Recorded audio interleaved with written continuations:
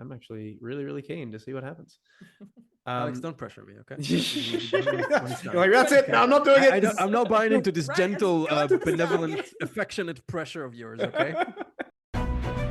Welcome to Pros and Cons, a podcast by writers for writers. Brought to you by Precipice Fiction.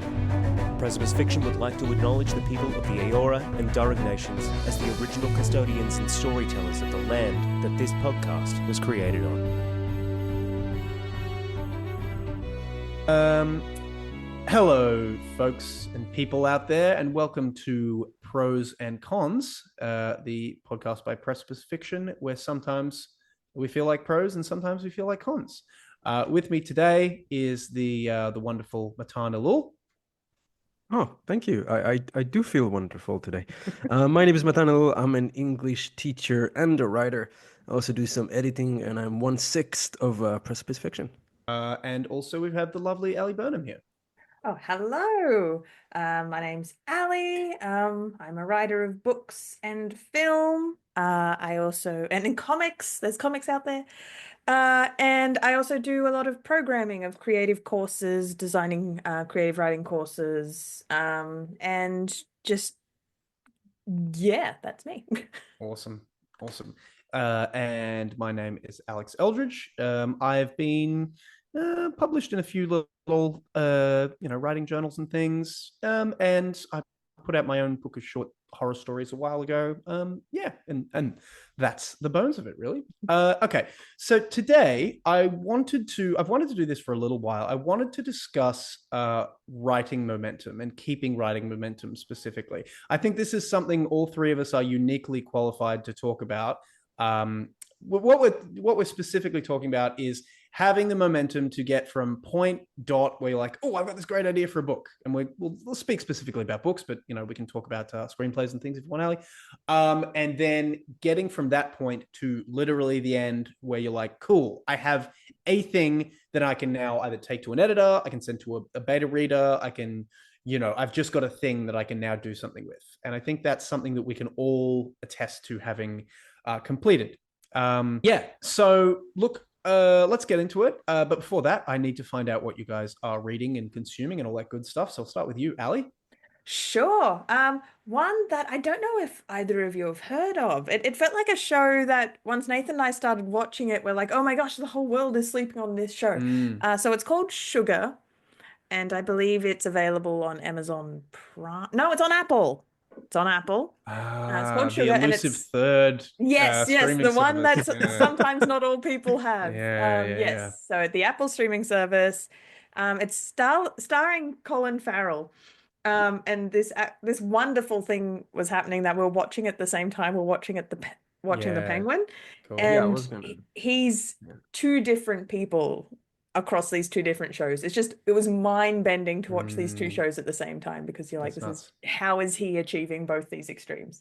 But the beautiful thing about Sugar is, to promote it to everyone listening, I can't actually say anything about it. To tell you what I love about it would absolutely spoil what it is in every way. I just want to say it takes some incredibly bold risks that are well foreshadowed.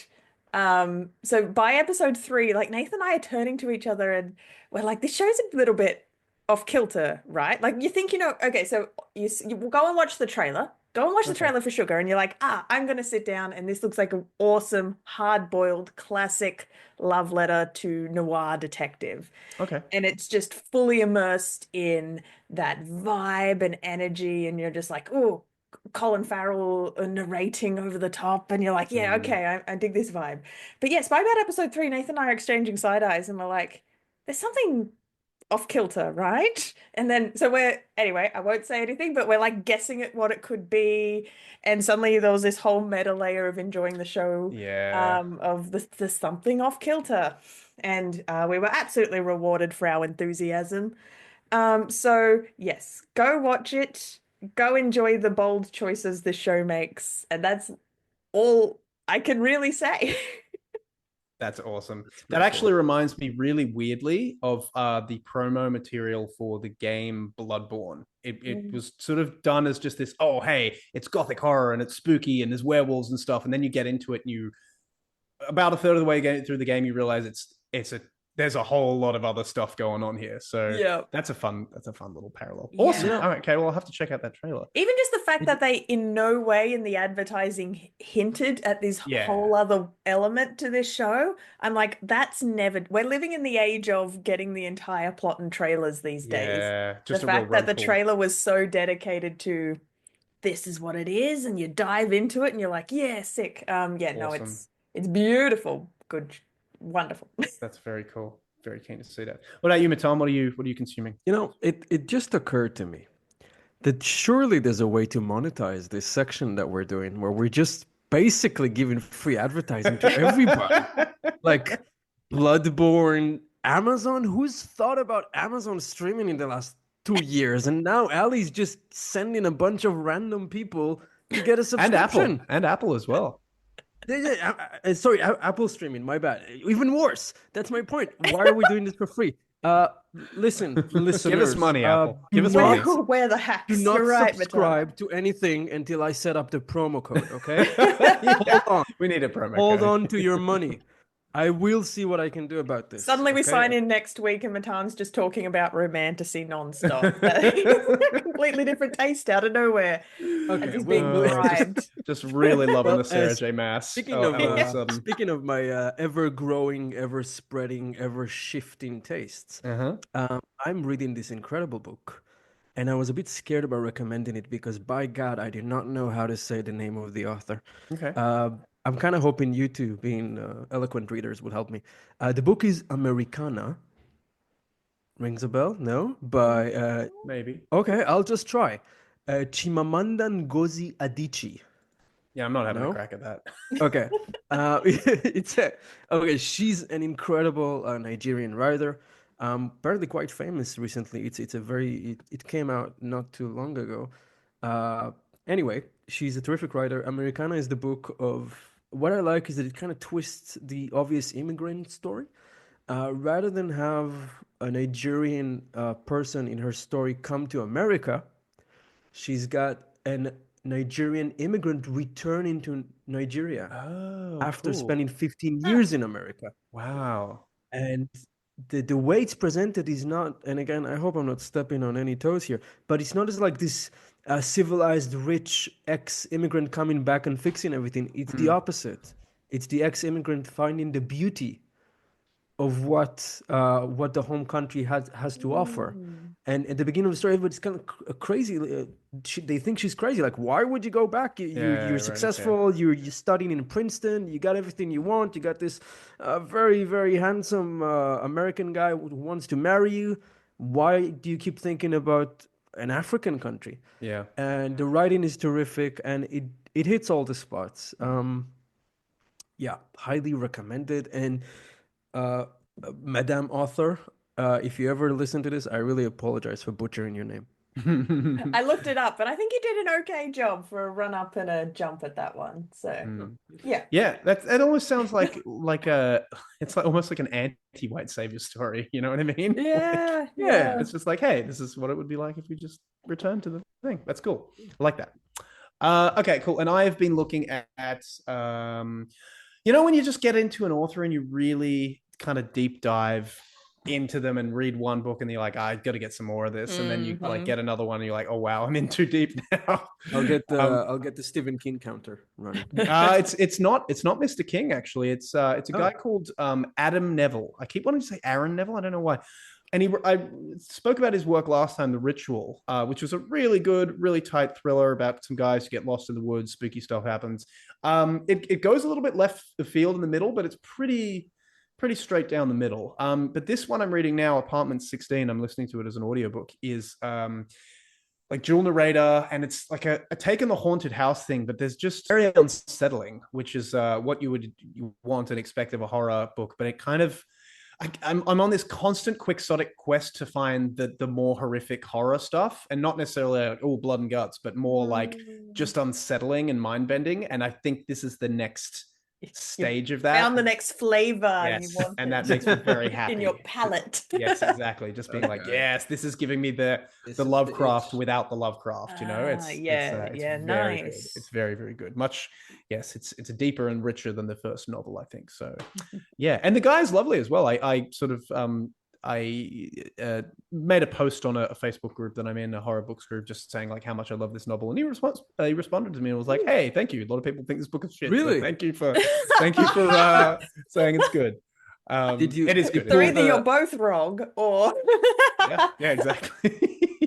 No, but it's he's Did lovely. you pull the "I'm also an author" or you didn't? Oh yeah, very much so. In my post, I did a bit of like, would that I were able to maintain the same level of finesse and gravitas that he can do in my writing. elegant. I just googled him. He has a book called "The Cries from the Crypt." Yes, That's a creepy name. yes. He's been writing for a while. I think maybe Also 20 alliterations. Cries, crypt. Cries from the Crypt. Lovely.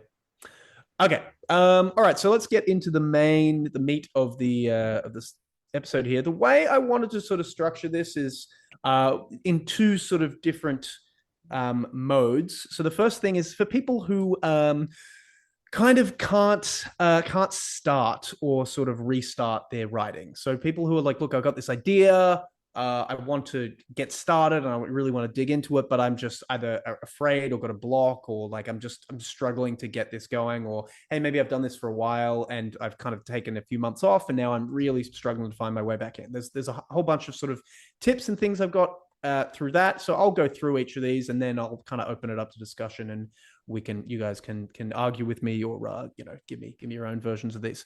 And the other one is if you're stuck, if you're like, hey, I'm writing something and suddenly I've hit this wall, like what do I do? It happens to all of us, we call it writer's block or a plot impasse, or anything you like. So that's how I kind of wanted to structure this. Anyway, so let's look into our basics first. So the first thing I'd like to say that is all of these tips will not be for everyone. A lot of them may actually be traps if you kind of apply them the wrong way and you try and do it and you just keep bashing your head against that wall. It really won't work for everyone. Ali and Matan will tell you that there's a million different kinds of writers. I think even among us, we're all pretty disparate in the way that we write.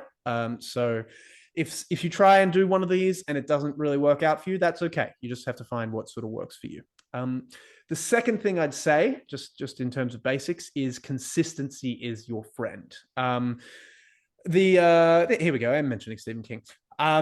Stephen King says that, hey, when you start writing, you can give yourself a day off, but don't do more than that because you'll start to lose the thread, lose the plot a little bit. I don't know how this works in the same way for planners. That's certainly the case for pantsers, for people who discovery writers, to be a little bit more pretentious. So that's the first little thing here. Let me just bring this back up because it's okay. Try and make sure when you're writing that you just keep going, even if it's just maybe a couple hundred words, a day. That's fine.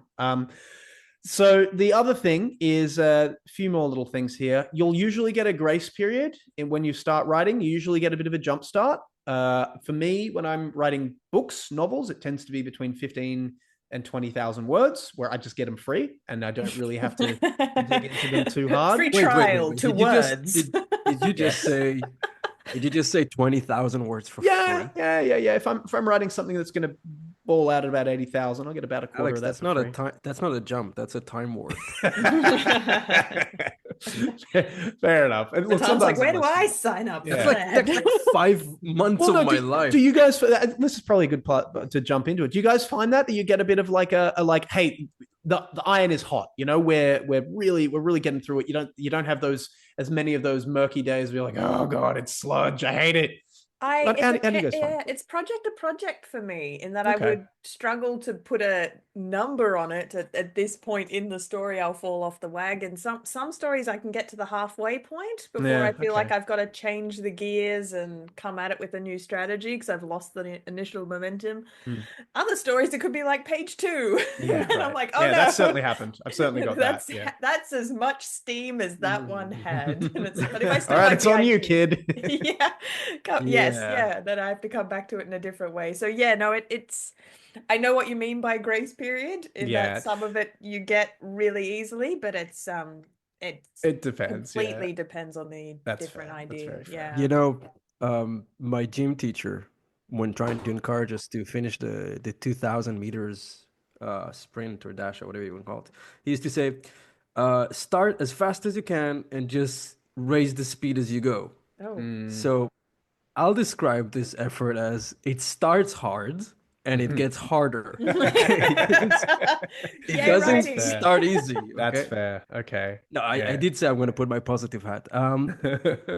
Like to be subjective, just in Matan experience, is that it will happen to me in the planning phase that things would just roll off and I Okay. would write, pages upon pages upon pages of synopsis or world building.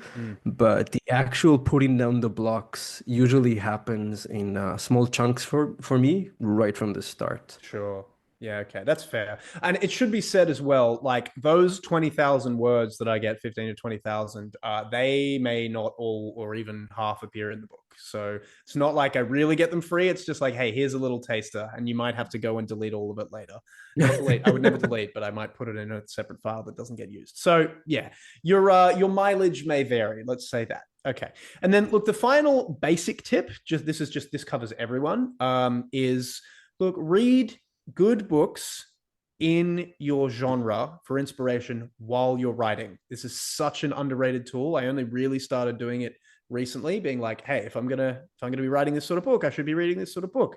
Because everyone can think of a time when they've, been reading and they've been reading they've been writing something and they've been on fire, and then they finished maybe the thing that inspired them to do that, and then they get onto another book which is equally great but is in a different genre, and suddenly a little bit of crime fiction is creeping into the story there. And it's like that's okay if you want to kind of do that and you plan to do that, but It doesn't affect you. you don't want to let the fridge smell to the food of your stories. You know what I mean? Yeah, no, it's such an interesting, because I a very early tutor of mine recommended reading outside of genre Fair when enough. working on my thing, and my knee-jerk reaction was, that sounds like a bad idea at the time I heard it, because I agree with you, Alex. When I am deeply submerged in something, I love reaching for things that remind me of what I'm doing, will motivate me.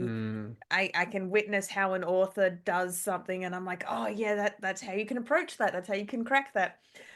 Because I've been learning more and more about poetry, just through my job, the way I learned on poetry then, as if it was a slur. But I've been learning more about it, and it's such a common and done thing in the world of poetry that if a poet is working on their new collection, they will decide, I am picking this other poet and this voice, and I will consume nothing but that voice, and all my poetry will just be a in the moment knee-jerk reaction. So it's very much about feeding in and putting out as poetry, and they will acknowledge it. It's very, just because it's such a dumb thing, they'll be like, this poem, and then they'll say after, and then they'll kind of acknowledge the poet that they were feeding themselves within. So they're like, if my poem comes out in the style of such and such, it's because you acknowledge with the after that's what you were feeding yourself. Right. I did not know that was just like, yep, we're doing it like this. It's gonna be like this guy. It's a completely done thing, and that's quite eye-opening as a tool, that we can do that so intentionally, that I want to completely be absorbing this as I'm outputting that. At the same time, I think reading wide was really good to do in the gaps between drafts. Definitely. So that if I'm getting too stuck in a world, in a tone, in a genre, and suddenly your whole world it shrinks a little bit, especially that can happen in spec fic after a while. Kind of say if you're taking that breather a few months between drafts, that's kind of the time to go out, remind yourself of all the different tools out there, all the different styles. And if you just happen to discover something amazing, then all the best. But then, being very deliberate about what's coming in when you're in the thick of it. It's like, what is like trash in, trash out, garbage in, is it GABA? Yeah, garbage in, garbage out. And while I'm not suggesting that anything that isn't your genre is garbage, because that's silly, you want to be focusing. You want to make sure you're getting the right flavor, and also I think you want to make sure that you are consuming the best of what you like, so you can remind yourself, no, this is what I'm striving for. It's not like, why am I even doing this? I don't even like this stuff. It's like, no, you do. You're reading something. It's good. What do you think, Matan? I tend to agree that reading the genre you want to write is great. But I think that in general it is important to read widely, especially because I think some of the best authors, like the book I gave you way back when, the Twisted Ones by I still Kim got that. Fisher. So she's a famous children's author who suddenly decided to jump into horror, and I think that really rounded up her abilities as a writer. The fact that she wasn't just one thing, and maybe children's author, because they're in the point of view of the child, they kind of have that extra oomph for horror, knowing how that feels. So I do agree that you got to be careful. Like, you don't want to read a lot of things that would, because let me put the marketing cap for a second. If you're reading a Wolf Hall by Hilary Mantel, and it's a masterpiece of the English language and everything, that's not the kind of language you want in basic science fiction. You don't want that. That's not the audience. You want it to sound more like The Martian. You want it to be more, or other authors. But you kind of got to be careful, because look, sometimes I would go like into a Sanderson, rabbit hole, and suddenly my characters would say "blood of my ancestors," and I'd be like, "Wait, you can't say that legally. You legally cannot say that. That's something that's said in the Stormlight archives." Okay. But it just really sinks in. Yeah. Like, Ali, did you ever hit your toe on the side of a table and said, "Oh, storms." No? Oh, yeah, it's tempting. Okay, especially when the book is, when you read a lot of the same guy. So, how about I'll give like my my replacement swear word is in my fantasy? Oh yeah, I think so. I think the mixed answer would be read in your genre, but try not to do what Ali mentioned about the poetry. Don't read the same person. Read a bit of Sanderson. Read, maybe go back to your roots. Read Rothfuss, Martin. Maybe go back to Harry Potter. I don't know, but mix it up a bit so you can create your own voice that's influenced by a lot of things. Yeah. Because if your voice is influenced by one thing, I'm not sure that's ideal. No, I like that. I guess it's just being very intentional and know why you're doing it and what you're doing. It's an extra tool to pick up. Yeah, no, I think that's the thing. Know why you're doing it and what, because you can take different elements of someone's voice. So, for example, the book I'm writing right now, there's kind of 4 different narrators, 4 different characters going through it, and it's because you've got 4 characters. There's not a lot of room for character growth, because you keep cycling between these things. So it's a bit, but like, so I'm basing that on this very zoomed in perspective of like day by day, minute by minute, from Scott Smith, this book called The Ruins. But then also there's another element of like, well, okay, maybe I'm going to focus on one person doing a certain thing. So I might take a different narrative element or a spoken element, like a dialogue element from something else, and bring that in. So you can pick and choose. Anyway, I think we've sort of covered that. So let's get into the meat of it. What to do if you can't get started or really restart yourself. So this is if you're maybe a first-time author and you've got an idea for a book, and you sort of want to get into it, or maybe if you've if you've had a crack at it and you have kind of lost a bit of speed and you want to get back into it. First off, I'd say if this is your first time and you've never written anything else, I would probably just encourage you to write some short stories before you dive into a novel. That would be a personal suggestion for me. It's definitely the smart thing to do. Yeah. I'm thinking of Baby Ali, and if she had heard that advice, she would have ignored you. But that's because I had to learn the hard way. I had to write a novel first and then be like, oh wow, that was not good, and there's still a long way to go. Maybe short stories are a good skill. Yeah. So yes, if you're all the Baby Alis out there that are like, I don't want to learn short story, no, please do. It's such an important tool, and it'll improve every part of your long form novel. It really will. It really will. But I'd say kind of a more important thing for me personally, and you guys may disagree with this, is that you have no right to judge the caliber of a story or book or whatever it is. We're specifically talking about long form, but this can apply to anything. You have no right to judge it until you've finished at least one pass of it. You just don't have the perspective. What do you mean? Even then, I would be gentler exactly. than that. No, I agree with exactly, Alex. I agree with Alex. It's just my knee-jerk reaction. Because all I do is judge. Yeah. I agree with you. I agree with you You absolutely. judge too hard. They're totally antithetical and antithetical. Yeah, antithetical to different to the way you sort of write. So as a pantser, like if you start judging as you do stuff, speaking as a pantser, if you start judging as you're writing, it'll kill you dead in the water. Absolutely. No, he's right. Absolutely. So that's that would be the first thing I have to say for that. Now, as planners, because you guys are both mostly planners, yes, maybe I have something a little different. So please, Matan. I do have something. Okay, as a planner, I just wanted to say that. Okay. Speaking as a planner, listen. All right, this really works. It works for me. It worked like a charm. First, I got to credit. I'll start by saying there are a lot of writing books. I got published. No, look, and then writing was easy forever. In a way, I have been, but not the big thing. Anyway, listen. My point is this: you can see I'm Benjamin buttoned your way into writing. It was excellent. Listeners, go on. Not all the writing books are great. Some of them are flawed, but there is one that gave me this idea that really worked for me. So the name of the book is The Snowflake Method. It's written by Randy Ingmerson. If you just Google Snowflake Method, you'll find it. Again, us giving free advertising. Let's go. I'm not commenting on the book as a whole, mostly because I read it many years ago and I just don't remember how good it is. But the method works like a charm. And here's how it goes. Start by writing the book you imagine as a sentence. The whole book in a sentence. What you can't fit in a sentence doesn't go in.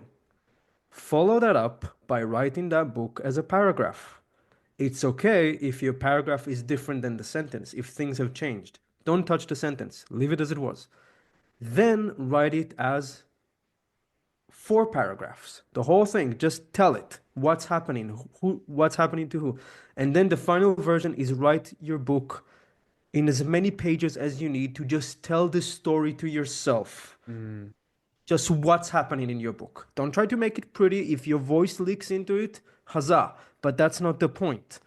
Just write what happens. As you're writing, the process, naturally, things will change. Maybe the character changed from the sentence to the paragraph. Maybe the ending changed. Maybe characters that you didn't think about have suddenly popped up in the 4-page version. And then you have like this process and things that maybe they stay the same, maybe you envisioned it correctly. But the point is, now try to write your book in a sentence again. You're not deleting the original sentence you wrote. You're just trying again, what is my book about? Now that I wrote 4 pages in a sentence, what is my book about? And to me as a planner, that worked really well. It usually works for me in short stories too, that I kind of try to really ask myself, what is my book about? And as I kind of expand and what's the opposite of expand? Squeeze it back in and shrink it, I kind of discover what I like and what I don't like. Like sometimes something would look cool in the paragraph, but in the 4 paragraphs, I'm like, is it really interesting? And that process for me really helps prime me to actually start writing. And by the time I actually start writing, I kind of have a very clear idea of what I want to write. And it usually, and by the way, sometimes your final product would be very different than what came out. But for me, it works like a charm. Doing those exercises are so fascinating. I don't know if I've ever... I think uni burned me out of doing it that way. They're like, you've got to write a log line and a synopsis before you start writing. So for even me as a planner, doing that exercise is, I think because I find log lines and synopses technical documents and they kill the creativity a little bit. But I recently had to do a blurb for The Swallow, and having done it on the other side of worked on it for so long, then I distilled it into like 400 words and I'm like, oh, that's what the book's about. And that's just a fun discovery as I'm kind of gearing up to do like a final pass of it. Having the knowledge of doing the synopsis then was kind of the right time to do it, and was just a very useful tool. So I find that interesting that works for you, Matan. even though I also identify as a planner, I don't necessarily start with those short. It just gets me excited about it. I can explain it. Yeah. I'll tell you gets me what. excited. I can definitely identify with that. The first step there, writing the sentence, being like, "Hey, what's your book about?" In a sentence. Love that. I just have that, and then that's there, and then I just get carried away, I suppose. kind of. Oh no, it's I have this other book that says what my book is about. It's a bit longer than the book. That's just a couple of levels. Yeah, but it's interesting the different like levels of like planner or pantsership. Like just like no, I just need the one line. That's fine. And then you're like, oh, do you want me to talk about the flow charts? I can also talk about the flow charts. If that's no, never mind. No, we have to move on. Okay. I would love to see them, but the flow chart will be an appendix to the podcast. Great. Yes, can't wait to it. Okay. Now, the next little tip I want to give is actually a tip that I gave to you, Matan, a while ago, and you said it helped you quite a bit. So I use this every time now before I start. I remember we were having a conversation. We were sitting at a cafe in Newtown, and you were like, sometimes I just find it hard to sort of get started because I'm like, well, this scene's really good, and what if I jump into it and it's all like, I've lost sort of the flow of it, and like it's kind of clunky and stuff, and I'm like, okay, well, what I do, and this is just something I sort of did naturally. It's just for whatever reason, my brain was just like, oh yeah, that's just how you do it. But it does seem to be quite effective for at least me. What you do is I like to write to a timer. So I'll write for an hour these days if I can and have that going. What I'll do is the first 15 minutes of that will be a run-up. It'll be me rereading the last maybe 3 pages of stuff. So I'll give myself about 15 minutes or so, and what that does is, and I'll edit as I go too. I'm not just reading it. If something needs editing, I'll sort of jump that in. Because it's yesterday's stuff, right? Yeah, exactly. Yesterday's Alex. Yeah, totally. And sometimes I'll be like, I don't know about that. But most of the time, like, oh yeah, who wrote this? Yeah, it's like, what is this? What is this tripe? So that can be a very effective way of just getting yourself back in the zone, right? Now, I will say there is a trap here. I told you there'd be traps. I said there'd be traps. And you have activated my trap card. Trap cards. Yeah, you go, baby. So if you are the sort of person who likes to go back and polish and make sure things are perfect and kind of go, hey, I want, I'm just going to make sure things fine. You might find yourself agonizing over that. So yeah, you've got to find. I wasn't waiting for my name to drop. Not naming names. I kind of appreciate the fact that you waited for it. I think Paddy's got the advice medal, really though, worked like a charm. You've got the gold medal. The advice worked like a charm, but I remember one time in Newtown, Alex. Newtown Cafe was great. Is it still open? Great. That had the pesto scrambled eggs. Anyway, one day we're sitting there and I'm going like, Alex, so I just started over my book, and you looked at me like, what? And how many words did you get into? I'm like, 30,000. And I'm just starting over the whole thing. Yeah, I don't remember your reaction. I think you were very gentle. Whatever your reaction might have been internally, like on the outside, you were very. I mean, look, I'm not opposed to that now. Like, I can see the value in that. And remember, at the time, I hadn't even written a book, so I'd never gotten through the whole book. So, like, I can understand the idea of doing that now. It would be a lot, but yeah. Well, what do you think of that? Ali, let's pull you into the into the fray. Yeah. Let's drag you down with us. What's the question? What are you talking What's about? the most rewriting you've ever done? Is this relevant to the topic? I don't know, but I want to know. Oh my god! Most rewriting I've ever done. I'm just sitting here taking friendly fire by myself. No, look, Unsound was 30 drafts before lock 30 for shooting. Yellow Wallpaper's gonna be.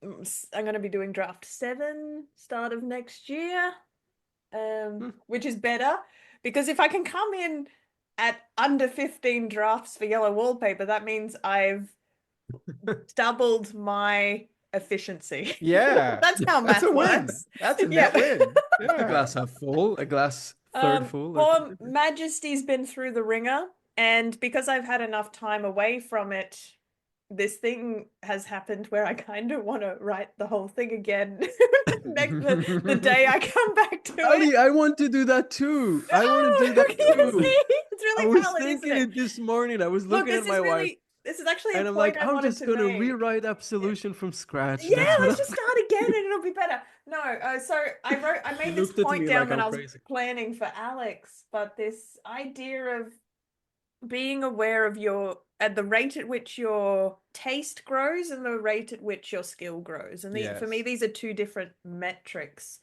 And for me, when your skill is gonna, if you're writing every day, you're naturally you're a learn bot. You're going to become a better and better writer. I think it was Mary Robinette had an excellent quote about, you say you're 30 years old.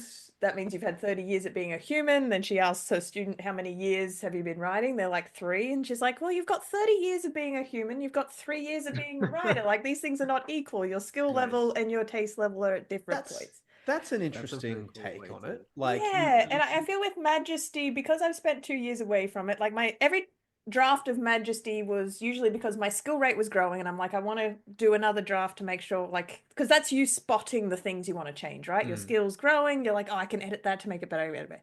But 2 years away, my taste has now changed, and I'm like, I want to hold that project up to my current taste. Sometimes it's the metric at which I use when I need to leave a project alone. If my taste outgrows it, I'm no longer interested in it. Then I go, oh, that belongs in the bottom drawer forever now.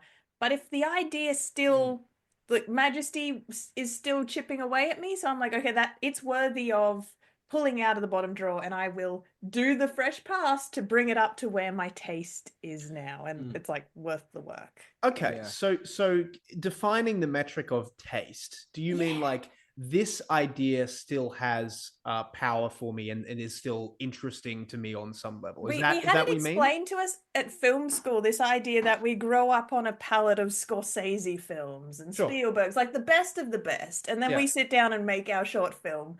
And we watch it back and your heart explodes, it like bleeds in your chest because you're like, that's a pile of shit. Why is it not as good as the Scorsese? And it's like, well, Why one, is this you're not still yours? working on your skill, but it's because your taste level is like through the roof. Right. It's at a yeah. completely different level. Also, a few $1 million in budget. Oh, that too. Yeah. But also just in Give or terms of, take. because what you're aiming for, like, that's what I want to write. That's what interests me. That's what I love. So say if 2 years ago I had a love of some kind of books, those were the books I were holding to the standard I wanted to write at. 2 years later, I have fallen in love with different books, and perhaps those are the books I'm using as my benchmark to that's what I want to write to, that's what I want to achieve. So that's a moving target as time goes on. Are we talking in terms of caliber or in terms of genre? Do you know what I mean? Like, is it like, I used to like books but this good, but now I like the same? I think it's a bit of both. It's just okay. where you as a human go and change. And again, somehow I'm going to end up talking about poetry again. But the wonderful thing the nature of poetry is you create it in the moment. It exists. It's a snapshot of that moment. And that's almost the beauty in which it was created and will be preserved. Yes, you'll do a few drafts on it. You'll tinker with your poem to get it as good as possible. Some poets, yes, do agonize over it for a long time. But usually they're meant to exist as that captured a feeling and emotion in the moment. And then therefore the poem has served its purpose and you move on to the next poem. Novels are something that we have to live with for years. Yeah. But our tastes, what we're aiming for, what we think is, well, what is our benchmark for the work we're aiming for is going to shift over years. So it's almost a moving goalpost of our own taste, even as we're working on the same project. And that's a tricky thing to balance.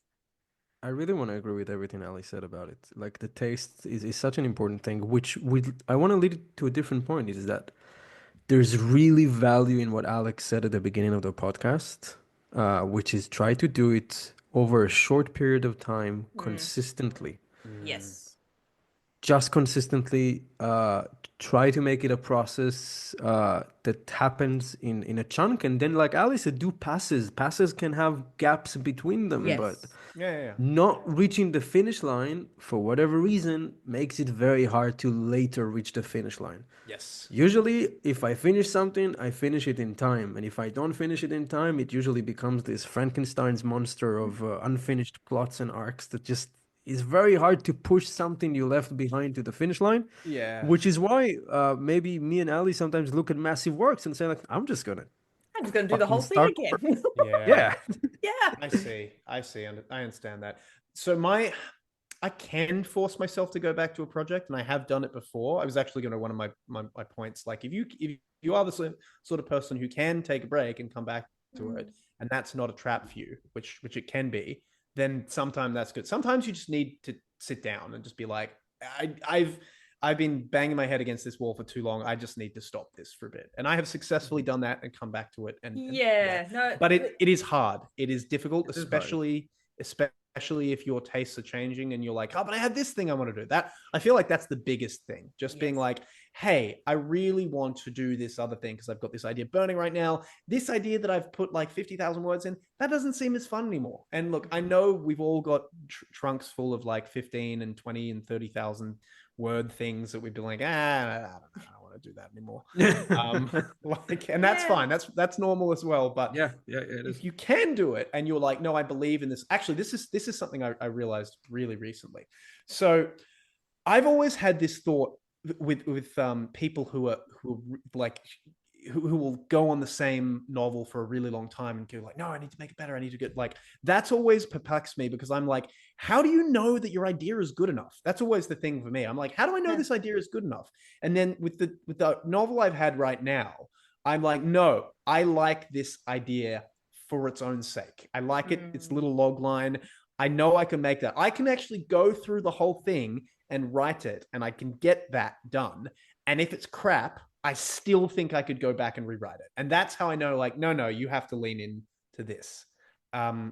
So I think it's knowing yourself and knowing your capacity to return to something or your stick with ability, that sort of stuff. So that's a real tricky one to sort of. It is. And I guess I want to split hairs between noticing if it's burnout or if it's writer's block. Because for me, those are two different things, and I've gotten better at identifying them because they have different strategies with how I would deal with them. So at the moment, writing is hard for me because I have burnout.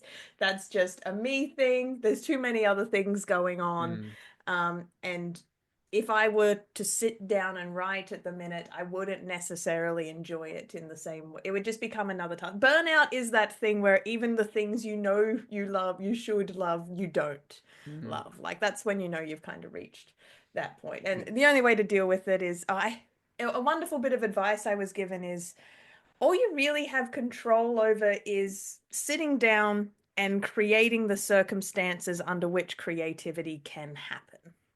So you can't make creativity happen, but I do have control over, I can make space for a couple of hours. I can make myself a cup of tea. I can tell my husband to leave me alone for a couple of hours. I can sit down. I can read a book. Just all the things that can make this space for creativity to happen. And when you're suffering burnout, maybe that's as much as you need to do to start enjoying it and getting back on track and starting to recover. I like to think of it as almost like you've made like a fey circle in the middle of the forest and you're just like leaving a gift in the middle and walking away, and you just wait for it to show up, and you're just like, is it going to come today?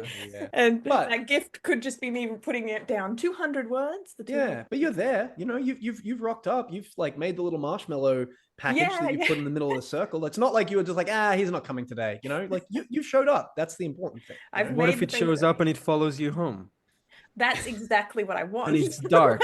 that's the win condition. I think we have very different like fey demons that we're talking about here, Matan. You and me as horror writers. But if it's just writer's block, as in if I'm in a healthy mental health space, writing is something I enjoy, but say it's the project that I'm just like, how do I get over this thing that wholeheartedly want to reinforce what Alex said about just touching it every day, even a little bit. And there's something to be said for the same time every day as well, and pattern building. Like, our brains are little whores for patterns. Our brains love doing the same things every day. You can just be like, oh, we're being creative at I don't know, 11 a.m. today. And the brain after a while, you give it a week, the brain shows up at 11 a.m. being like, I'm creative. And you're like, okay, over here. Great. It's like going to the restroom, you know, you condition yourself that it's a morning thing. Never mind. Did you just compare writing to taking a shit, Matan? Absolutely. No, I can. Just gotta get it out. I fully agree. Well, okay. Sorry, go on. Just one thing that we really haven't touched, and I think personally really helps me. I feel like one of the biggest momentum boosters is to have ready readers. And I think knowing that someone's waiting to see the chunk of the week or the chunk of the month, at least for me, is tremendous. And it's not just the deadline aspect of it. It's the fact that someone will engage with what you've written. And I think that's where finding writer friends and maybe exchanging with them on a regular basis, that you know that I'm going to get something from Ali this week. I'm going to give something to Ali this week. Same with all of us. I feel like the most productive time of my life is where I've regularly, weekly attended the writers group, because you know that you write something that will be seen, and even forget the fact of how healthy it is for a project to be seen as it is being written by many people. I think it really helps, you know, take out a lot of your blind spots that you really want to notice in the middle and not in the end. And it makes me want to write, knowing that, you know, someone's going to see it this week, not when it's published, not when it's done and I got to drop a 3-kilo block on a friend's face. But it's also easier to ask people to read chunks of 2,000 words than 75 or 150 or whatever we're dealing with here. So if you can find a friend that also pursues this whole writing thing or a writing group, I find that it's amazing for momentum. It's a good moment to mention Brandon Sanderson, because obviously he has this reputation of getting out books inhumanly quickly. And I guess just peeling back the veil on how he achieves this is he has a mechanism, a machinery of beta readers and gamma readers in place that is just kind of unheard of. So he gets through a first draft, and I feel like I know many writers who can get through a first draft at the same speed Brandon Sanderson does. He's not doing anything special there in terms of the first draft existing, but what is magically happening is his editing process. He has 3 different pools of beta readers that he will send it out to, and then so he just galvanizes an insane amount of feedback quickly. So where everyone else on the planet finishes a pass, sends it off, waits for feedback, that comes back, then they implement it. He's getting just truckloads of feedback back, and then he implements that. And it's almost the equivalent of he's turning 6 drafts into 1 process there. And then he does that all again for gamma readers. And I think he's got like 30 different pools of gamma readers. Like I just want to explode. Like, imagine how big this machine is that's actually working on each of his books. So he's just how he integrates that feedback. Hyper created this efficient editing pipeline that we just don't have access to. Do we have scientific evidence that there is only one Sanderson? Has anyone proved it? You know the 3 Jokers storyline from DC a few years back? No, there's actually 3 Jokers around. So what if there are 3 Sandersons? What if one is like the Mistborn Sanderson, one is like the Stormlight Sanderson, and one is just like the dad, you know, the guy that actually has to deal with it. Well, I guess that's what I wanted to do. I wanted to demythologize him a little bit, in that he's not superhuman, but he does have this framework of editing resource behind him and the speed at which he receives feedback.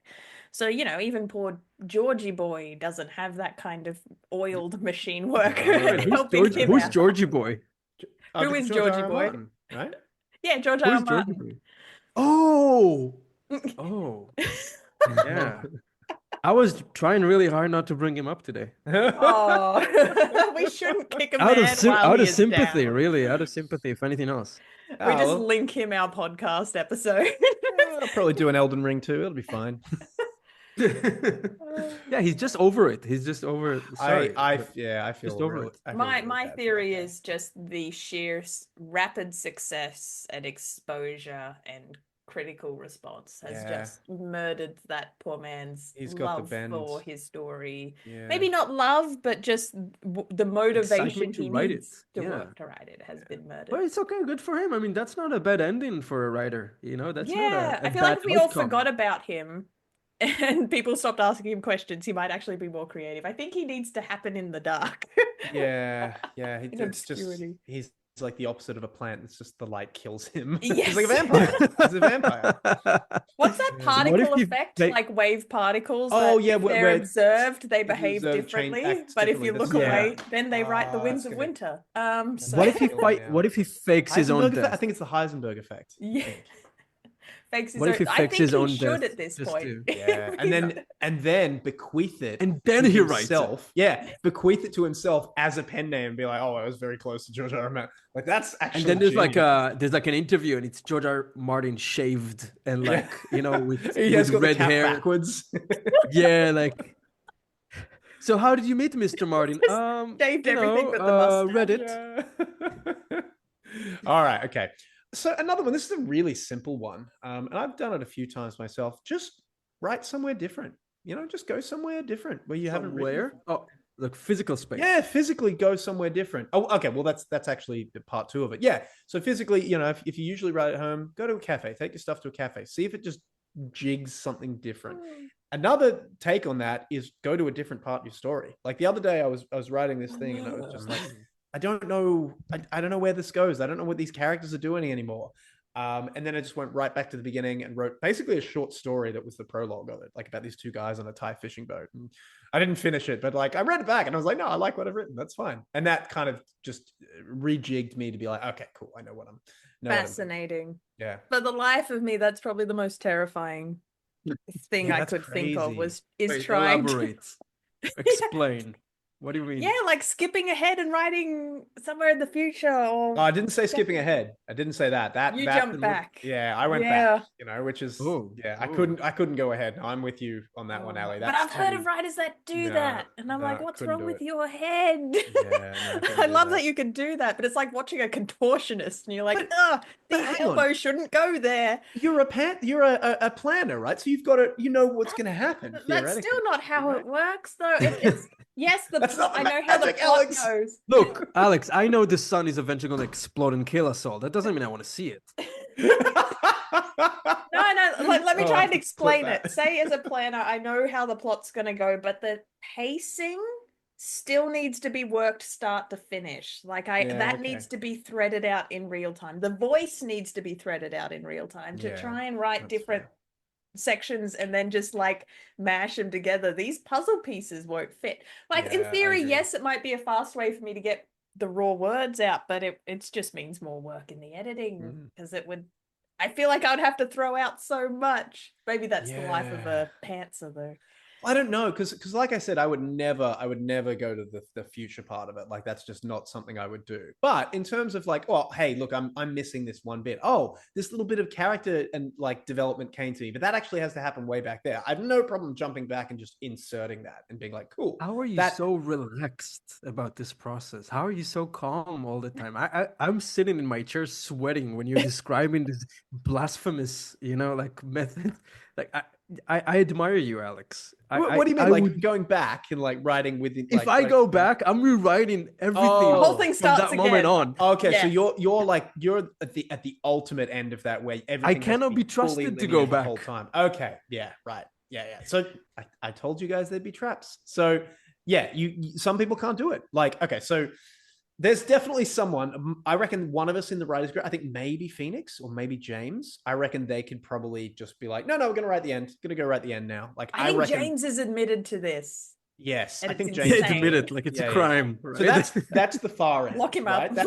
That's almost like future pacing pantser, and then there's Matan, who's the other end. Is Yeah. like, if I go back, all this is going to be erased, which is I'm just hiding in my is Excel insane to sheets me. with a helmet. That's what I'm doing.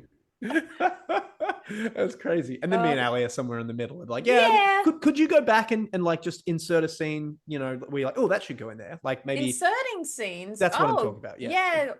Going backwards, like just putting something in.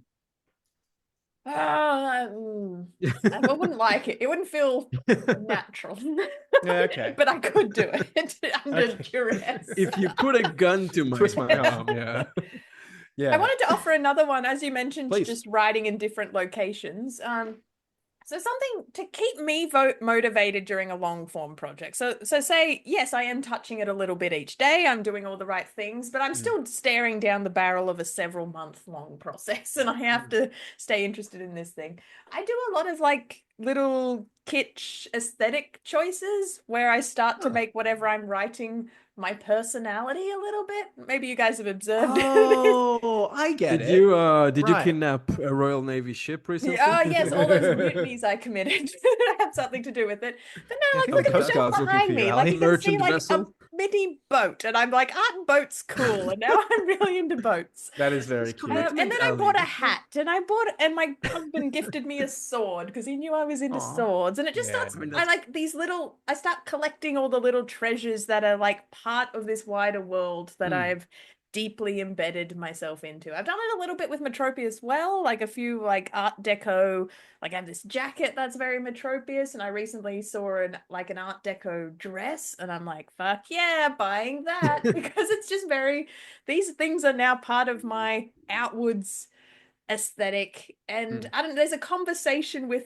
that keeps me invested in the world, and I feel like I see a lot of people do it because we have to find content for fucking Instagram and shit these days. I think a lot of it's a motivating way for people to be like, my book's about this, so here's a picture about it, or here's a video about it, or some stuff like that. They just make it a part of also their digital aesthetic. So you also just I know a lot of writers who create mood boards. I've never gone too deeply into the mood board thing because after a while that just starts to feel like procrastination. Like if you're spending so much time on that digital stuff, just write the book. But no, a lot of people create playlists and they create mood boards, and I think that's just part of feeding that same.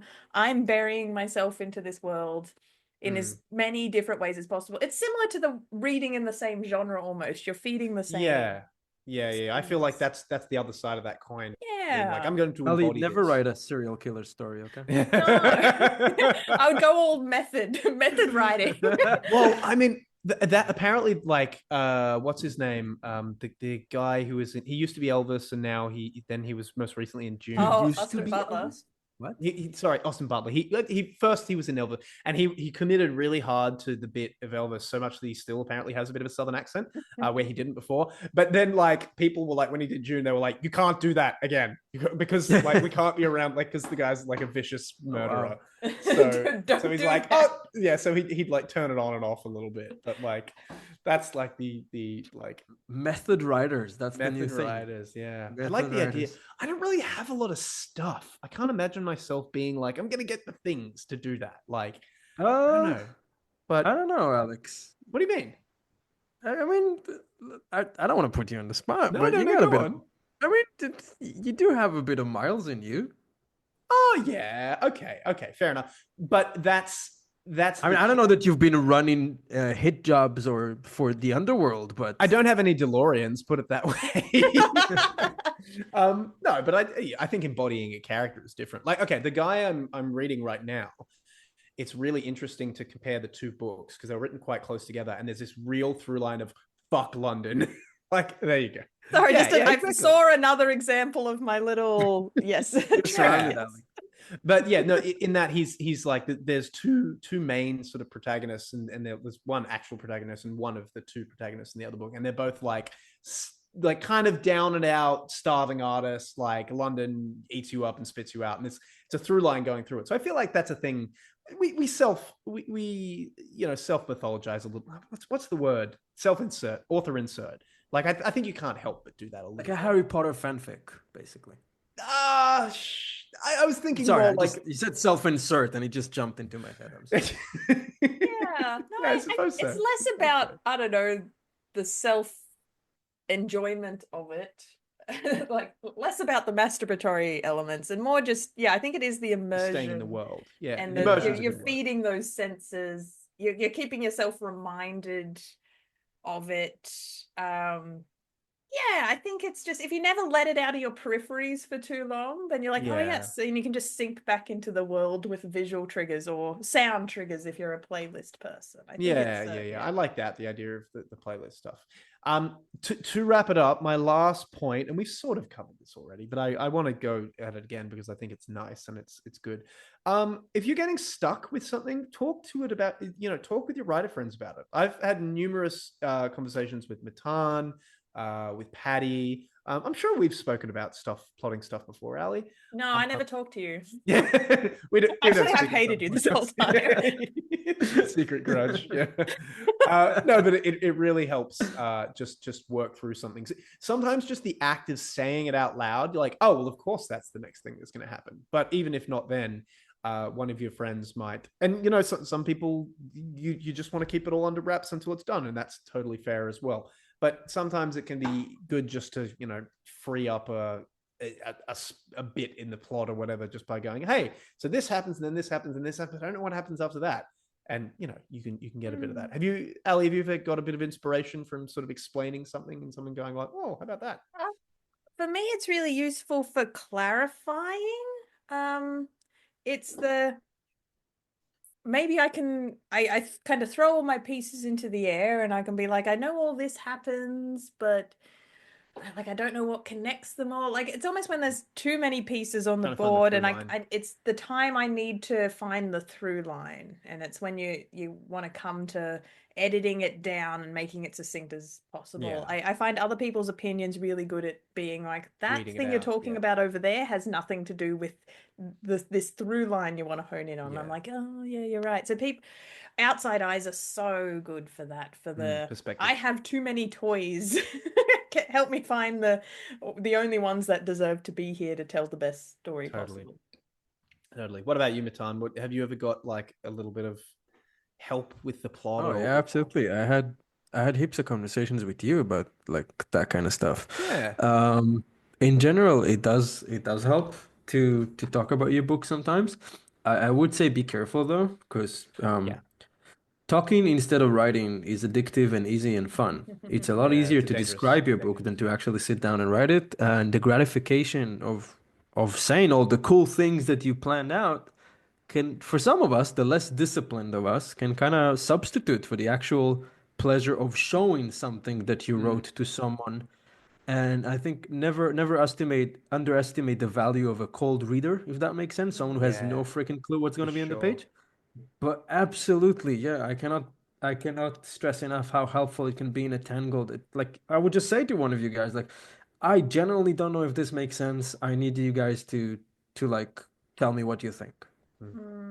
Yeah. No, I guess I don't have that problem because I'm so bad about talking about my ideas. Every time I've tried to talk about it, and then I can just, the person's face goes blank and I'm like, I know I'm not getting it across. And I'm like, you know what? The proper way to communicate this is if I go away and write a novel, because the novel will have all the ideas. It's incredible. You're so bad at talking that your writing has to like supplement it. Well, that's why you're a writer, probably. The superpower is I cannot describe it on the spot, that I just have to go away and write it. The bonus content for this episode should be just like 3 minutes of Ali trying to describe one of her books. It's the worst thing when you try and explain your book and you just see someone's eyes glazing over a period of like a minute or two, and they're like, "Oh, that sounds really cool." Become a high school teacher. You'll get used to that. Yeah. Wow. Students, if you're listening, there's an exam on Tuesday, so yeah. I do want to congratulate you, Matan. For context, for everyone's listening, he talked about the power of the cold readers to the point he is withholding all information about his Precipice novella because he's refusing to talk about it creatively to any of us because he wants us all to be cold readers. So he is preaching what he is saying to an aggressive degree. Yeah. And I cannot wait to read that story. I'm actually really, really keen to see what happens. Alex, don't pressure me, okay? Like, that's it. I'm not doing it. I'm not buying into this gentle, benevolent, affectionate pressure of yours, okay? It's insidious. Okay, all right, cool. Well, that's probably it, guys. I think we've gone through a lot of stuff today. This was good. We got a lot of. I feel like we had this conversation had a lot of momentum. Huh? Hey! Yeah. Whoa. But now it comes to the end where we have to sort of wrap up. So for anyone who hasn't checked it out yet, we'd really love for you to go and have a look at the new Mythic, which is our anthology. We've all contributed to it. We all have big, beefy sort of novellas in there. I mean, I guess they're small novellas, really, but they're large short stories, at least. Mine's beefy. Yours is a legit novella. So yeah, please, you can get that on Amazon. We also have an audiobook. The audiobook is incredible, and I'm not just saying that. It's like the acting on the audiobook alone is amazing. Like it's all professionally acted, and it's just a really great listen. So if you prefer imbibing your content that way, definitely get into that. Also, look, if you would like to leave a 5-star, well, it doesn't have to be 5-star. I'm not allowed to ask for that. But if you'd like to leave a No, review... no, guys. 5 stars. Alex, what do you think? 5 stars. No, you're not allowed. You're not allowed to request that. No, 5 stars. Please, Mr. Listener. A review for us on Spotify or Apple Podcasts or wherever the heck you listen to your podcast. Please do that. Two-way radio in a bunker somewhere. Yeah, exactly. All right. And having said that, Ali, what are the pros of keeping momentum over a long-form project? Pros are bragging rights over your other writer friends. You can laud it. Other pros, you will get a book at some point out of putting words down, and that's dirty. amazing. Those are the 2 pros of keeping momentum. Incredible, love that. Okay, and Matan, what are the cons of keeping writing momentum over a long form project? The agony of failure will enrichen your writing voice. Is that a con? No, that's good. That's good. It's the con of having momentum, because if you write too fast, you're missing out on all the pain. Yeah, true enough. Oh, the pain's why we're in it. Yeah, the agony of failure to keep the momentum will make you a better writer. Just read Kafka. So you're just skipping over that. Okay, cool. Well, that's been good, guys. That's all from us, and we will see you on the next episode, hopefully. Bye. Bye. Bye.